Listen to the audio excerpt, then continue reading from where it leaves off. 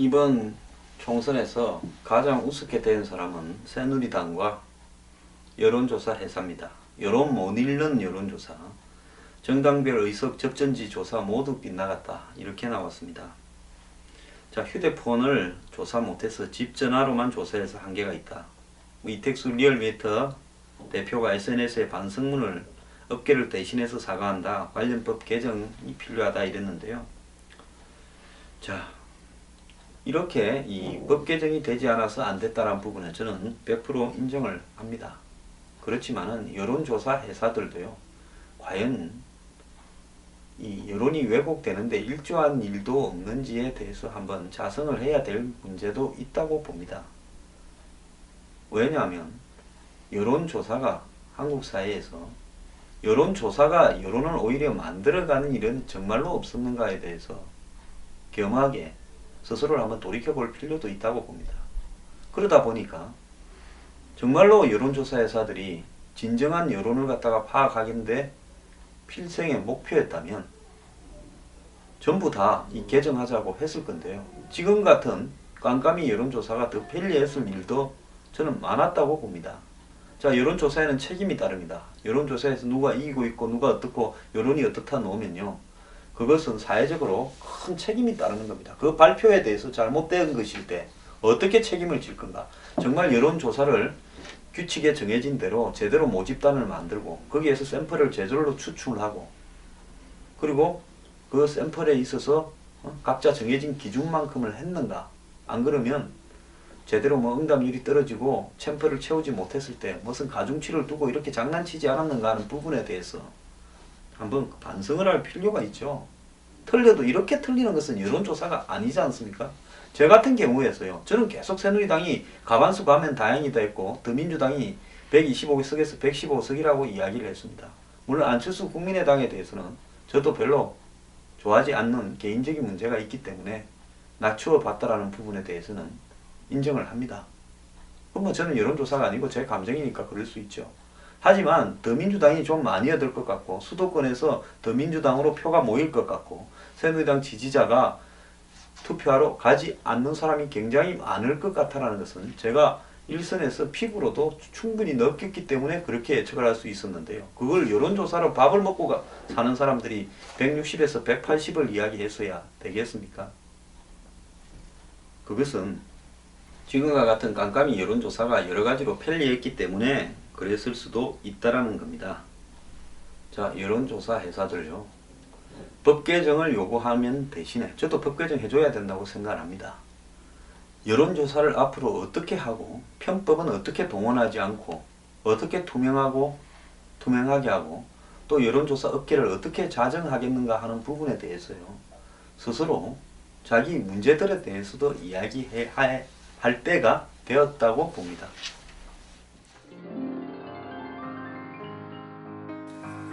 뉴스 브리핑은 인터넷 방송을 통하여 한국 사회의 변화와 개혁, 사회 정의, 부패 척결을 추구하기 위한 국민 운동으로서 하고 있습니다.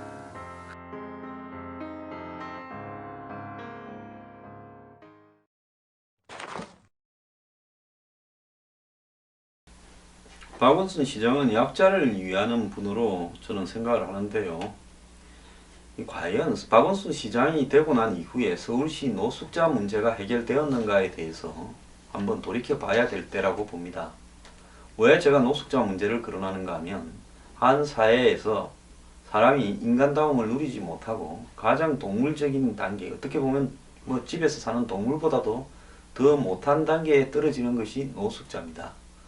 흔히 또 뭐 자유시장 경제를 이야기하는 사람들은 이렇게 이야기합니다. 나라님도 뭐 배고픔을 해결하지 못하고 지 스스로가 일하지 않고 노숙하겠다는 사람을 정부가, 지자체가 어떻게 하겠느냐, 이렇게 이야기를 하지만은 저는 이 부분도요, 굉장히 힘 있는 자, 가진 자의 논리가 작용하고 있는 부분이 있다고 봅니다. 처음에 노숙자 중에 상당수는 반듯한 사람이었습니다. 그분이 뭐 정신 이상이고요, 술, 알코올 중독자고 한마디로 뭐 한정치산자라서 그러는 거 아닙니다. 자, 어느 날 살다 보면요, 모든 것을 한순간에 잃어서 집도 잃고 요즘 돈 없으면 이혼도 당합니다. 그렇게 해서 갈 데가 없어 나왔습니다. 처음에는 조금씩 있는 돈으로 뭐 고시원에 있거나 이러겠죠. 쪽방에 있거나. 고시원이 쪽방 가고 쪽방이 만화방에 가고, 그러다가 이제 만화방에서 살 돈이 없으면 길에서 자게 되고, 그러다 보면 비참하기도 하고 세상을 잊고 싶어서 알코올에 중독이 되고, 그러다 보면 이제는 머리도 길고 수염도 길고 몸에서 냄새도 나고 이러면서 남들과 거리를 두게 되면서 점점 정상적인 사회생활로 복귀하기가 어려워지는 겁니다. 자, 서울시에만요 장기 노숙자가 850명에 달한다 이러는데요. 그냥 이 서울시에 노숙자가 850명 있다라는 말은 저는 믿질 않고요. 자, 노숙인이 855명, 노숙시설에 입소한 사람이 4,465명이다 그러는데 이 숫자를 저는 안 믿습니다. 노숙자가 여름에는 1,000명 가까이 늘고 겨울에는 500명으로 준다 이렇게 이야기를 하고요. 주로 많이 있는 데가 중구, 용산구, 영등포구, 종로구 여기 있는 데죠. 지하철역이나 역 있는데. 그리고 이 봄, 가을, 겨울에는 지하 공간에서 50%의 노숙인이 생활한다는 거고요. 겨울철에는 전체적으로 노숙인이 감소하지만 지하철역이나 지하상가에는 추위를 피해서 오는 노숙인들이 증가한다 이렇게 돼 있고, 이 평균 거리에서 생활하는 기간이 44개월이다라는 겁니다. 노숙인의 약 70%는 노숙 생활이 3년 이상이라는 거고요. 40%는 알코올 중독 문제가 있고요. 연령별로는 50대가 많고 학력은 중고등학교라는 겁니다. 49.1%가 결혼하지 않았고 25.6%가 이혼한 상태고요. 결혼한 만성 노숙인은 10.2%랍니다. 그리고 38.9%는 가족하고 성인기 이후에 이렇게 가족을 구성한 경험이 없고요. 42.7%는 가족과 연락을 끊고 있고, 가끔 가족과 연락한다는 사람은 19.5%라고 합니다. 자, 노숙인들이 잠자리를 선정할 때 가장 중요한 것은 무료 급식소와의 인접성, 즉 밥을 해결할 수 있는 부분이고요. 잠자리 선택의 30.6%가 무료 급식을 이용할 수 있기 때문이라는 겁니다. 그러니까 영등포역이나 서울역 앞에 많은 것은 그 주변에 무료 급식소가 많아서 그렇다는 거죠. 자, 서울시는 개인의 문제가 아닌 사회적 문제로 부상한 노숙 문제를 해결하기 위해 4단계 자립 지원 절차를 마련해 운영한다는데요. 노숙인을 위해서 거리서 직접 상담하고 시설 입소를 유도하고 의료 지원을 확대하고 이런답니다. 자, 특히 대다수의 노숙인이 원하는 주거지원 확대를 위해 임대주택 입주 지원과 월 25만원 가량의 월세를 지원한다고도 하고요. 2014년에는 노숙인 517명에게 4억 9,400만원을 지원했고 지난해에는 516명에게 4억 9천만원을 지원했다고 합니다. 자, 그런데 여기서 중요한 것은요.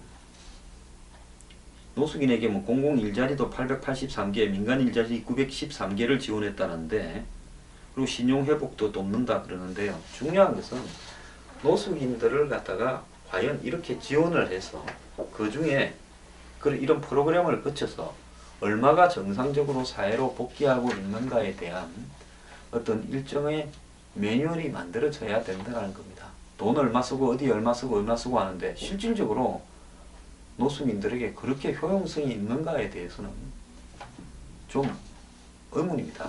근데 노숙인에 대한 어떤 정책들이 뭐 시나 지자체나 정부에서 어떤 뭐 예산을 쓴다고 발표할 때는 이렇게 이슈화가 되지만 노숙인들이 솔직히 말하면 투표도 하지 않고 사회적으로는 있지만 실제로 존재하지 않는 이 대상들이 되어가고 있는 것은 사실이지 않습니까? 아무런 사회적인 영향력이 없습니다. 노숙인들이 자신들을 위해서 데모를 합니까? 투표를 합니까? 주민등록이 제대로 있습니까? 한마디로 사회의 가장 약자로 전락해버린 갓난아이와 비슷한 상태에 있는 사람들입니다. 이런 사람들을 단지 시정을 홍보하거나 국정을 홍보할 때만 발표하지 말고요. 노숙인 숫자부터 제대로 파악한다면 이 노숙인 숫자가 정상적이라고 누가 생각을 하겠습니까? 그런 어떤 부분에서 봤을 때 기왕에 돈을 쓰고 어려운 사람을 돕겠다 할 때 노숙인과 관련되는 전담 기관 또 노숙인을 갖다가 교화시켜서 사회로 복귀시켜가는 과정에 대한 이 시계열적인 매뉴얼, 그리고 또 그 결과가 돈을 얼만큼 썼는데 실제로 얼만큼이 노숙에서 벗어나더라, 이런 부분이 좀 있어야 될 거라고 보고요. 제가 생각할 때는 겨울철에는 텐트라도 그걸 주면 뭐 노숙을 더 장려한다 어쩐다 안 하는 것 같은데요. 어차피 지금 겨울에 시설에도 못 들어가는 그런 사람들이 많이 있지 않습니까? 그런다면 그런 사람들한테 텐트라도 좀 주고요. 그 다음에 요즘에 이 아파트 단지나 이런 데마다 다 헌옷들 모으는 데 있지 않습니까? 헌신발요. 저는 그런 걸 모아가지고 노숙인들 주고 뭐 아프리카에 주고 좋은 일 하는가 생각했더만 그게 업자들이 운영한다고 그러네요. 업자들이 통 갖다 놓고 그게 아파트 주민들이 담으면 그걸 저 수거해 가서 다시 또 키로당 달아서 얼마씩에 판답니다. 그런 부분들을 노숙인들이 자율적으로 좀 이용할 수 있게끔 하는 것도 그런 걸 다 수거해서 동사무소에서 두고 노숙인들이 가져가고 싶은 사람 저소득층이 가져가라고 옷, 뭐 각종 생활용품, 구두, 신발 이런 거 주면 그 다음에 속옷도 좀 기부받고요. 그러면 크게 도움이 되지 않겠나 이런 생각도 합니다. 또 한편으로는요. 공공시설 안에 노숙인들이 샤워하고 면도하고 머리 깎는 이런 시스템이라도 좀 만들어서 일단 사람들 사이로 정상적으로 복귀를 하려고 하면 다른 사람들이 노숙인을 꺼려하는 이 위생 청결 문제부터 좀 해결하도록 하는 것이 낫지 않은가 이렇게 생각합니다. 정말로 노숙인을 걱정한다면요. 이렇게 실적 위주의 이런 어떤 대안들을 고민하기보다 진정한 대안들을 한번 생각해 보시기 바랍니다.